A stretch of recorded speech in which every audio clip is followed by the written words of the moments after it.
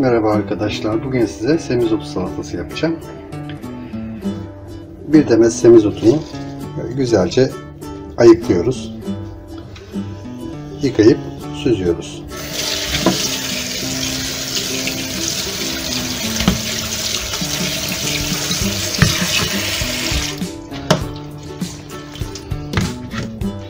Ben bunu daha önce temizlemiştim zaten. Göstermek için yaptım.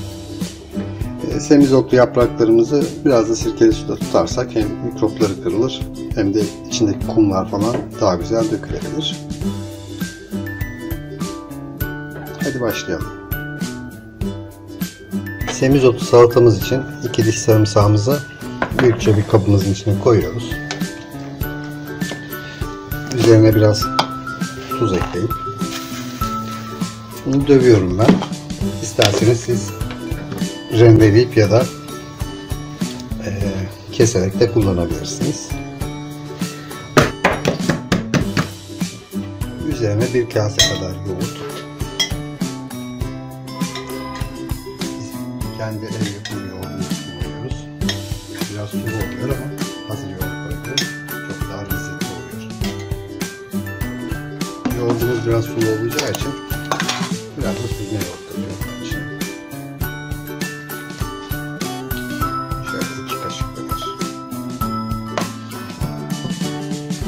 Ve zeytinyağımızı döküyoruz.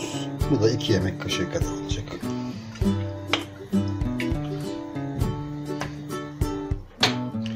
Güzelce pürüzsüz olana kadar karıştırıyoruz.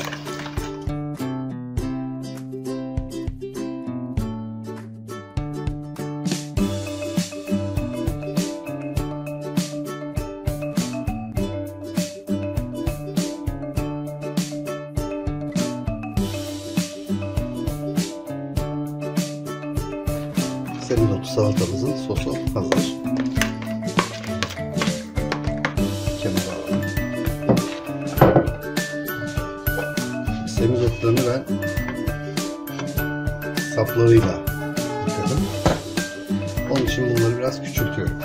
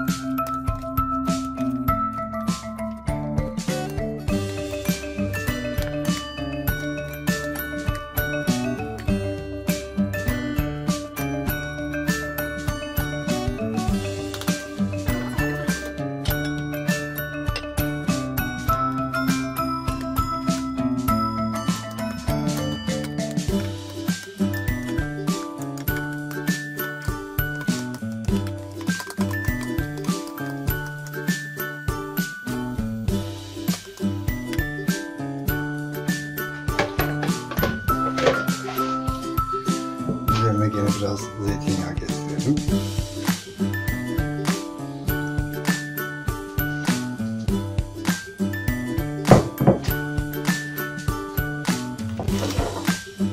Biraz sumak.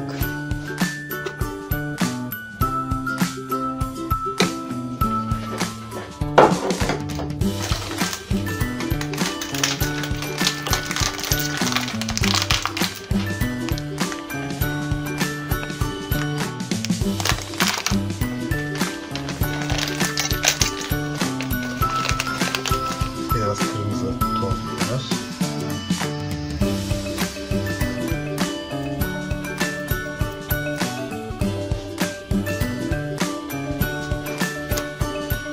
İsterseniz biraz da